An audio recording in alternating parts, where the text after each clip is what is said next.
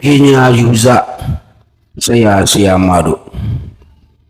ဆိုရှယ်မီဒီယာပေါ်မှာ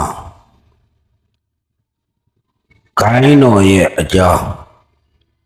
ဆရာရဲ့အတွေ့အကြုံတွေကိုသင်ပေးတယ်ဆိုတာကဘုသူတာအတွက်လောက်ပဲရပါတယ်ရွှေကျော်ပညာမှာတကယ်တမ်းလောက်ရမှာကမိမိဆရာနာကိုချင်းကပ်ပညာပိုင်းတွေကိုလက်တွေ့သင်ကြားကိုယ်တိုင်အတွေ့အကြုံရအောင်လက်တွေ့ကုသခြင်းအဲ့ဒါကအဓိကကြပါတယ်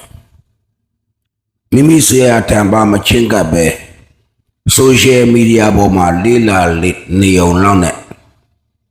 ဘယ်တော့မှအောင်မြင်မှာမဟုတ်ပါဘူး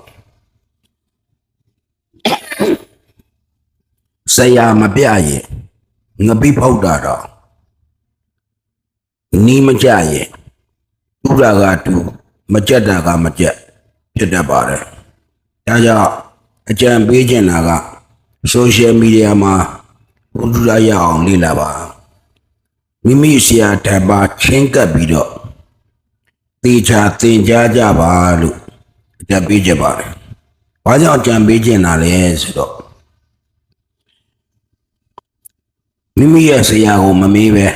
အခြားဆရာတွေကိုလိုက်မေးနေတဲ့သူတွေကိုကြည့်ရသလားတစ်နှစ်နေလို့ဆရာအိမ်တစ်ခေါက်မရောက်ကြတဲ့သူတွေကများနေပါတယ်ဘယ်မှာတိုးတက်ပါမလဲ